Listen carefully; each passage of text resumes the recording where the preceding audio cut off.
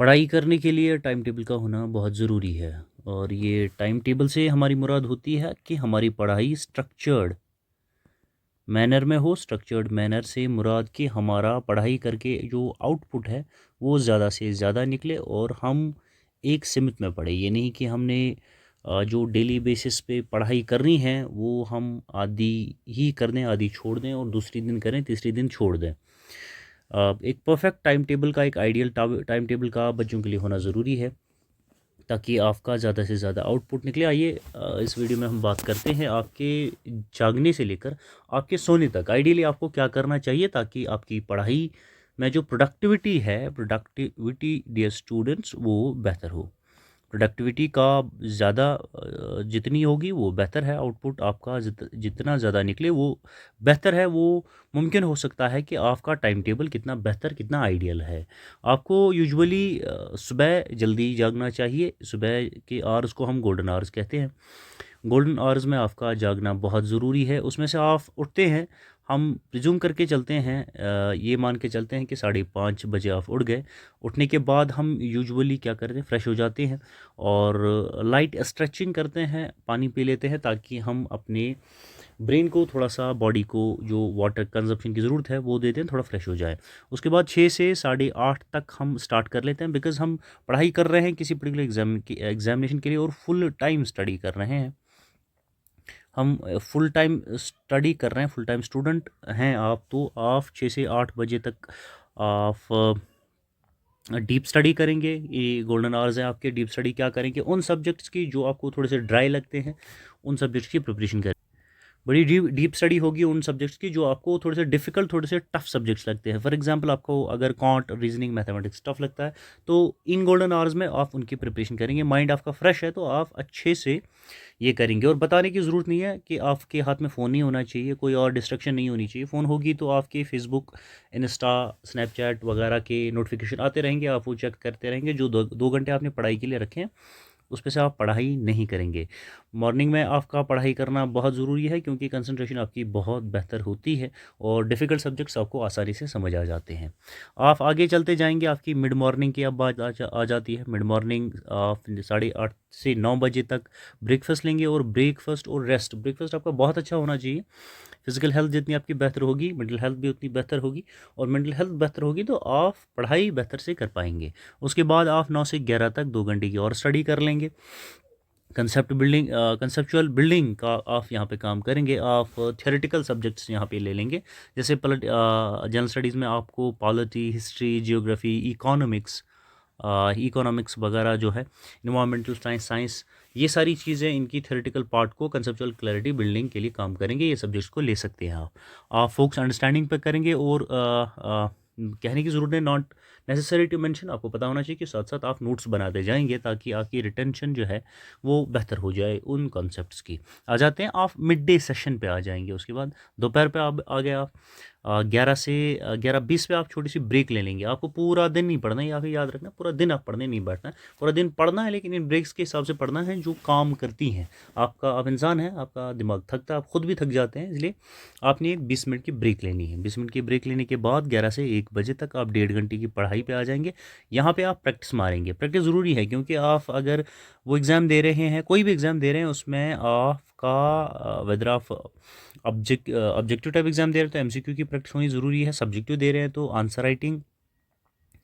Answer writing की practice आपकी बहुत ज़रूरी है। तो आप प्रैक्टिस पे आ जाएंगे, पीवाईक्यूज़ लगाएंगे, आप एमसीक्यूज़ लगाएंगे, आप स्पीड अपनी थोड़ी बेहतर करते जाएंगे ओवर द पीरियड, और एक्यूरेसी भी आप बिल्ड करते जाएंगे। इसमें से आप रोज़ का जितना भी आपने पिछला पढ़ा है, जितने टॉपिक्स किए हैं या वही पर्टिकुलर टॉपिक्स, उन पे आप प्रैक्टिस मारेंगे, प्रैक्टिस मारते जाएंगे, आप एक्यूरेसी स्पीड को बेहतर करेंगे। आफ्टरनून पे आ जाएंगे आप। अभी आप थोड़े थके हुए भी हैं, ये लो एनर्जी जोन माना जाता है। इसमें 1 से 2 तक आपका लंच हो जाएगा, रेस्ट हो जाएगा, पावर नैप आप ले लेंगे, अपना कोई और काम करना वो करेंगे इस 1 घंटे में। फिर 2 से ढाई तक आप आ जाते हैं, 1.5 घंटा आपने और बैठना है। लाइट स्टडी करनी है, ज़्यादा आप मगजमारी नहीं करनी है। लाइट स्टडी में आप करंट अफेयर्स को देख सकते हैं, ठीक है, और स्टैटिक जीके कर सकते हैं, उनको आप रीडिंग मार सकते हैं, ठीक है। यहाँ पे वो लाइट स्टडी करनी है जो आपका important, current affair important component है किसी भी एग्जाम का, लेकिन ये लाइट इसलिए माना जाता है, इसमें ज़्यादा मगजमारी आपको करने की ज़रूरत नहीं है, ठीक है। आफ्टरनून आपका लो एनर्जी जोन रहता है, तो इसको लाइट ही आपने रहने देना, कोई थ्योरेटिकल पार्ट नहीं लाना है, कोई ये प्रैक्टिकल वो पार्ट नहीं लाना है जो आपको थका देता हो। इवनिंग सेशन में आप आ जाएंगे। इवनिंग सेशन में आप वही 2 घंटे के सेशन में 3:30 से 5 बजे तक आ सकते हैं, और प्रैक्टिस और मॉक्स और लगाएंगे। प्रैक्टिस और मॉक्स बार बार इसलिए आ जाते हैं बिकॉज एग्ज़ाम में आप कॉन्सेप्ट एक पढ़ें, लेकिन प्रैक्टिस आपको उस कॉन्सेप्ट पे मल्टीपल प्रैक्टिस मारनी पड़ेगी, ताकि आपको आइडिया लग जाए कि जो एग्जामिनर आपसे क्वेश्चन पूछेगा एक पर्टिकुलर कॉन्सेप्ट पे, कहाँ कहाँ से पूछेगा आपको आइडिया लग जाता है। Practice is important. प्रैक्टिस आपके जो कॉन्सेप्ट्स है वो कंक्रीट बना देती है। Practice makes things concrete. Dear students, आपने याद रखना है, ये परमानेंट बना देती है चीज़ों को।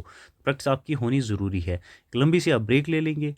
ब्रेक लेने के बाद आप जब आपका टाइम आ जाता है 5:30 और 6:30, उसके बाद आपका अपना टाइम है, एक्सरसाइज कर लें, वॉक कर लें, आप रिफ़्रेश हो जाएं, जो भी आपका काम करना है वो आप कर लेंगे। इसमें नाइट सेशन में आप आ जाएंगे। आप फुल टाइम स्टडी कर रहे हैं तो कोई भी सेशन आप छोड़ेंगे नहीं। 6:30 से 8:30 पे आप और एक डीप स्टडी ले लेंगे। उसमें से आप इंग्लिश वीक सब्जेक्ट जो है वो ले लेंगे, उनकी स्टडी करेंगे आप।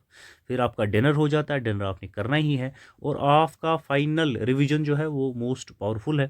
जैसे कि 9 से 10 का टाइम है, इसमें आप रिवीजन मारेंगे। दिन में आपने जितनी भी स्टडी की है डियर स्टूडेंट्स, ये डेली बेसिस पे करना है, उसकी आप रिवीजन मारेंगे पूरे दिन की, और शॉर्ट नोट्स और फार्मूलाज वगैरह आप याद रखेंगे। ठीक है, यहीं पे जो मोस्ट ऑफ द बच्चे वो मार खा जाते हैं, वो दिन भर पढ़ाई करते रहेंगे लेकिन शाम को वो रिवाइज नहीं करेंगे। आपने जो दिन भर पढ़ाई की, जितनी भी अभी तक हमने बात की है, सुबह आपके जागने से लेकर अभी तक हम नाइट सेशन में आ गए हैं।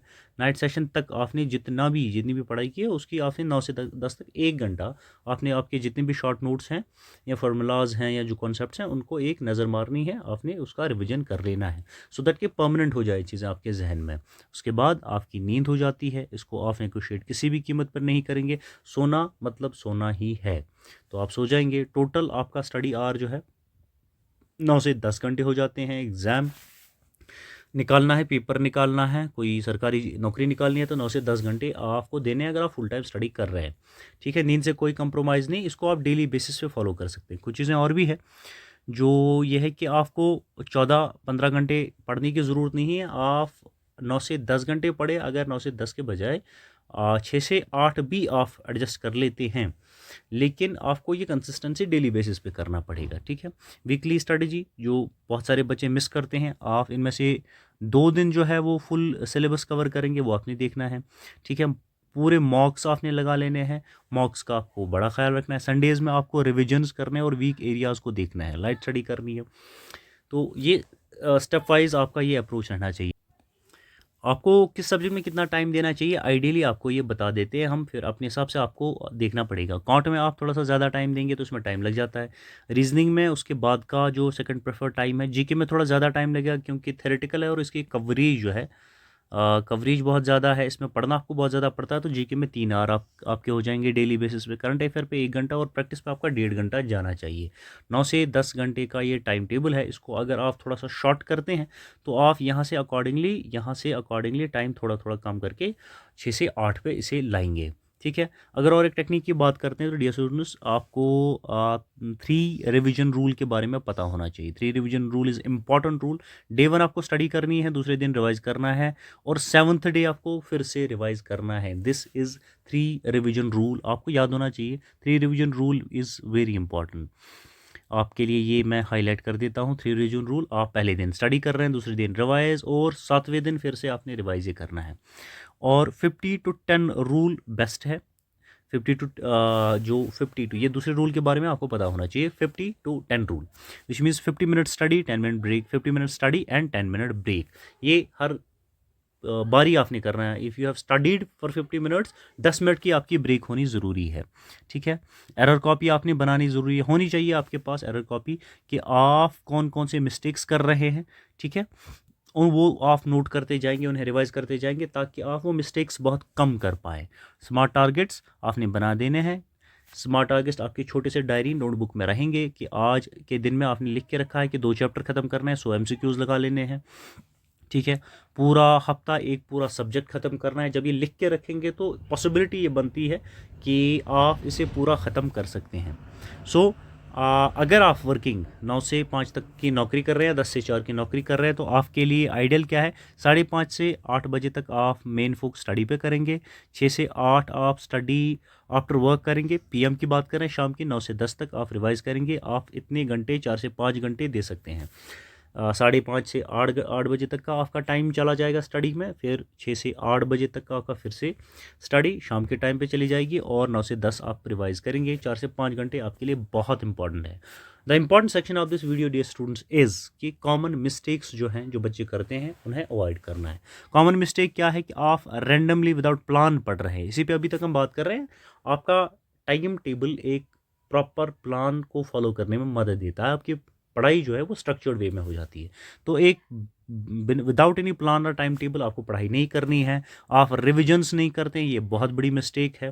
दीज आर द डोंट्स जो आपको नहीं करने चाहिए। विदाउट प्लान आपको नहीं पढ़ना चाहिए, रिविजन के बगैर आप नहीं जा सकते हैं।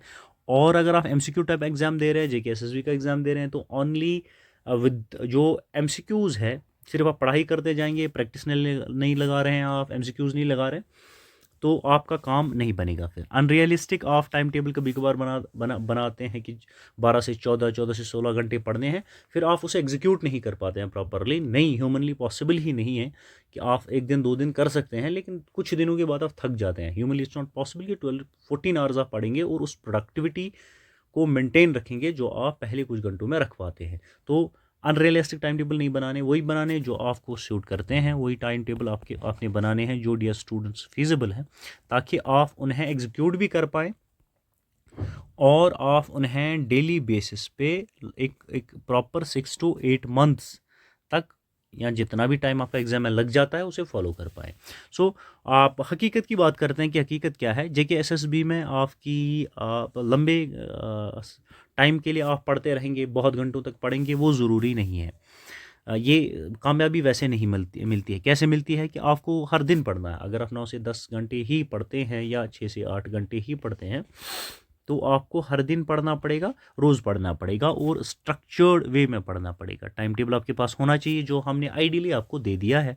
रियलिस्टिक टाइम टेबल ये होना चाहिए, और रिपीटेबल, ये हर दिन ये टाइम टेबल आपको फॉलो करना है, और बैलेंस्ड स्टडी करनी है। आपने स्टडी भी करनी है और रेस्ट भी प्रॉपर लेना है, सो दैट कि आपकी हेल्थ बेटर रहे, आप पढ़ाई भी सही से कर पाएँ।